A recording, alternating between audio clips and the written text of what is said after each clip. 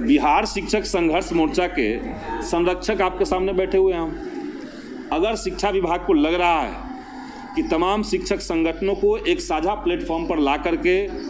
उनकी तरफ से बातों को कहना, सरकार से नेगोशिएट करना, माननीय मुख्यमंत्री महोदय से मिल करके बात करना, ये अगर गलत है तो मेरे ऊपर कार्रवाई करके देखें। हम तो कह रहे हैं कि हमारे ऊपर भी कार्रवाई कीजिए, हम देखते हैं कि आप क्या करते हैं। निश्चित तौर से देखिए, इसमें सबसे बड़ी जिम्मेदारी तो माननीय मुख्यमंत्री महोदय की बनती है, क्योंकि अल्टीमेटली कोई भी फैसला होगा तो वो कैबिनेट से ही, कैबिनेट के माध्यम से होगा, और कैबिनेट के जो हेड होते हैं वो माननीय मुख्यमंत्री होते हैं। तो माननीय मुख्यमंत्री महोदय को ये समझना चाहिए, क्योंकि जनता दल यूनाइटेड के भी कई नेताओं ने, राष्ट्रीय जनता दल के कई नेताओं ने इस बात को कहा है कि ये जो संकट दिख रहा है शिक्षा विभाग में, इसका समाधान होना चाहिए। तो इसको करना है अल्टीमेटली माननीय मुख्यमंत्री महोदय को। तो उनसे हम ये कहेंगे कि पूरे परिदृश्य पर आप एक नज़र रखें, और एक पूरा चार्जशीट बन रहा है के पाठक के खिलाफ, एक पूरा फहरिस्त है, एक लिस्ट है, और वो लिस्ट हम लोग भी उनको सौंपेंगे आज के प्रेस कॉन्फ्रेंस के बाद, एक लिस्ट तैयार करके कि अभी तक क्या क्या गैर लोकतांत्रिक, गैर संवैधानिक कार्य किए गए हैं, शिक्षकों को डराने वाले और शिक्षा विभाग का नुकसान करने वाले फैसले हुए हैं, ये हम माननीय मुख्यमंत्री जी को लिख करके देंगे। और मैं खास करके कहना चाहूँगा कि उसमें शिक्षा विभाग के अपर मुख्य सचिव के पाठक ये नहीं चाहते हैं कि शिक्षा विभाग के भीतर लोकतांत्रिक तरीके से पठन पाठन का कार्य हो। हाल में एक प्रेस रिलीज या नोटिफिकेशन शिक्षा विभाग से ये आया है कि कोई भी शिक्षक बिहार के हों वो किसी शिक्षक संगठन से नहीं जुड़ सकते हैं। इतना ही नहीं, बल्कि सरकार की या शिक्षा विभाग की किसी भी नीति की कोई आलोचना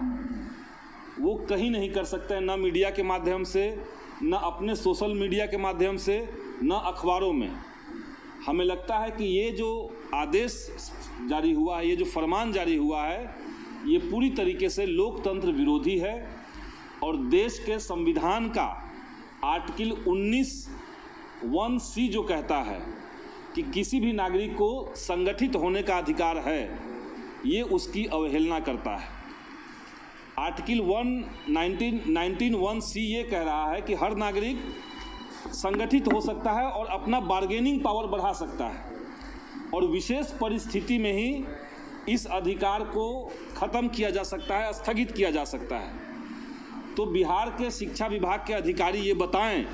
कि बिहार में ऐसी कौन सी विशेष परिस्थिति आ गई है कि आपने संगठन बनाने से, संगठन से जुड़ने से शिक्षकों को रोक दिया है। और इतना ही नहीं, बल्कि विश्वविद्यालय के जो शिक्षक संगठन हैं, जो रजिस्टर्ड संगठन हैं, और देश भर में यूनिवर्सिटी और कॉलेज के जो शिक्षक संगठन हैं, उन्होंने इतिहास में अपनी महत्वपूर्ण भूमिका निभाई है। दिल्ली यूनिवर्सिटी का due to, Delhi university teachers association या JNUTA, इन शिक्षक संगठनों ने बड़े ऐतिहासिक और साहसिक आंदोलन किए हैं, सरकार की नीतियों में अपना प्रभाव डाला है। और इधर हम देख रहे हैं कि बिहार के अंदर एक MLC के ऊपर इसीलिए कार्रवाई करने की बात हो रही है। MLC को नोटिस दिया गया है, CPI के MLC हैं संजय कुमार सिंह जी, उनको नोटिस दिया गया है और उनका पेंशन रोक दिया गया है। ये सीधे सीधे तानाशाही रवैया है, और हम मांग करते हैं सरकार से कि इस तरह का बर्ताव तत्काल बंद हो, और जिस अधिकारी के आदेश से इस तरह के सर्कुलर जारी हुए हैं, उस अधिकारी पर तत्काल सरकार कार्रवाई करे। हिंदुस्तान के इतिहास में शिक्षकों का बहुत महत्वपूर्ण योगदान है, वो चाहे आज़ादी की लड़ाई का हो या उसके बाद जो महत्वपूर्ण देश के अंदर आंदोलन चले हैं, उसमें शिक्षक जो एक बुद्धिजीवी तबका है,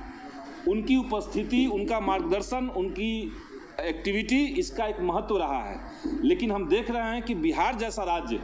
जो लोकतंत्र की जननी कहा जाता है, उस राज्य में शिक्षकों के ज़बान पे ताला लगाने की कोशिश चल रही है। इसको हम लोग बर्दाश्त नहीं करेंगे, और तत्काल इस नियम को, इस आदेश को, इस फरमान को हम लोग वापस करवाने का मांग करते हैं। इसके साथ साथ कुछ दिनों पहले एक और सर्कुलर जारी हुआ था, जिसमें कहा गया कि अब स्कूल जो हैं वो 9 बजे से लेकर के 5 बजे तक लगातार चलेंगे। आप समझ लीजिए कि सरकार का ही एक नियम है जो कह रहा है कि प्राथमिक विद्यालय में 800 घंटा और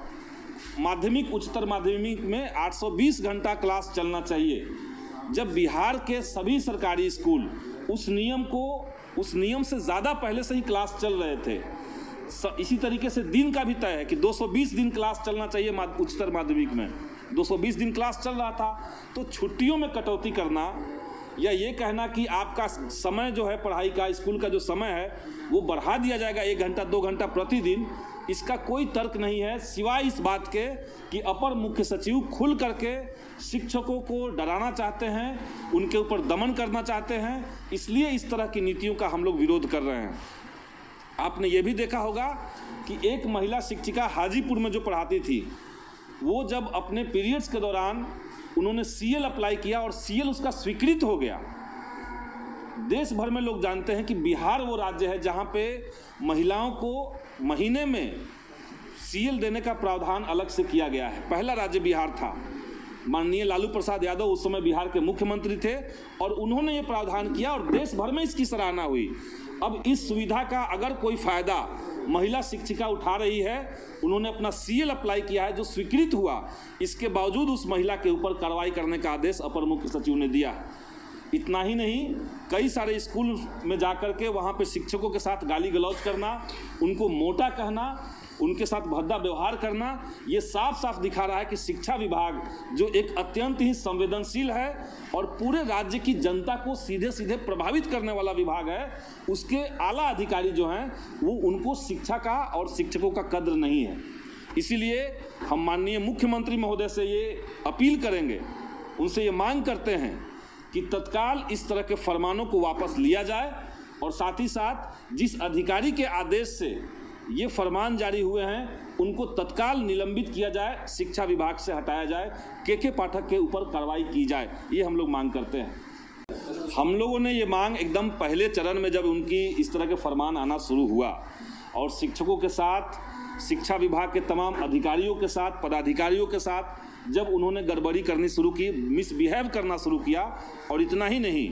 बिहार के इतिहास में पहली बार कार्यपालिका को विधायिका से टकराया गया, विधायिका बनाम कार्यपालिका की स्थिति बनी, तो हमने कहा कि ये संवैधानिक संकट अगर शिक्षा विभाग के अंदर रहेगा तो सरकार को इस पर पहलकदमी लेनी चाहिए। ये हमने सिर्फ माननीय मुख्यमंत्री से महोदय से नहीं कहा, बल्कि बिहार विधानसभा के अंदर भाकपा माले के विधायक दल के नेता माननीय महबूब आलम जी ने इसको सदन के अंदर भी रखा कि इस टकराहट को तत्काल सरकार रोके। तो हम लोग ये प्रयास कर रहे हैं कि ये जो संकट पैदा हुआ है, जैसे उदाहरण के लिए हम आपको बताएं, हमने विधानसभा के अंदर मांग उठाई थी कि जो TRE 1 है जिसका रिजल्ट जारी हुआ है उसमें सप्लीमेंट्री रिजल्ट सरकार को देना चाहिए, क्योंकि विभाग कोई भी बहाली निकालती है तो विभाग की जिम्मेदारी है कि उस बहाली को पूरा किया जाए। जितने सीट पे आपने बहाली निकाली है उतने सीटों को पूरा किया जाए। विधानसभा के अंदर हमको लिखित में जवाब मिला कि जो एलिजिबल लोग नहीं होंगे या जिनका रिजल्ट कई जगह पे आया होगा, उन तमाम लोगों को हम लोग, उन तमाम सीटों पर हम लोग सप्लीमेंट्री रिजल्ट देंगे। लेकिन हम देख रहे हैं कि कल जो अखबार के माध्यम से सामने आया, ये सप्लीमेंट्री रिजल्ट ज़रूर दे रहे हैं लेकिन मात्र 4700 पदों पर ही दे रहे हैं, जबकि हकीकत क्या है कि 1,10,000 की जो बहाली थी उसमें मात्र 90,000 छात्रों ने ज्वाइन किया। उसके बाद कई सारे स्टूडेंट्स ऐसे थे, कई सारे परीक्षार्थी ऐसे थे जिनका डॉक्यूमेंट में कमी पाया गया और वहाँ के जिला शिक्षा पदाधिकारी ने एक सर्कुलर जारी करके कई छात्रों को बाहर किया। तो इन तमाम पदों को जो अनएलिजिबल हो गए और जो कई जगह ज्वाइनिंग किए थे, इन सबको जोड़ करके जब देने का बात शिक्षा विभाग ने कहा, माननीय शिक्षा मंत्री जी के माध्यम से हमें जवाब मिला,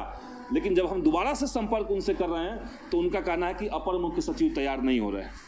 तो मतलब विधानसभा के अंदर जो जवाब शिक्षा विभाग के माननीय मंत्री दे रहे हैं उसको लागू करने के लिए भी अपर मुख्य सचिव अगर तैयार नहीं होंगे, हमारी सीधी मांग थी कि इस समय कम से कम 20,000 सीटों पर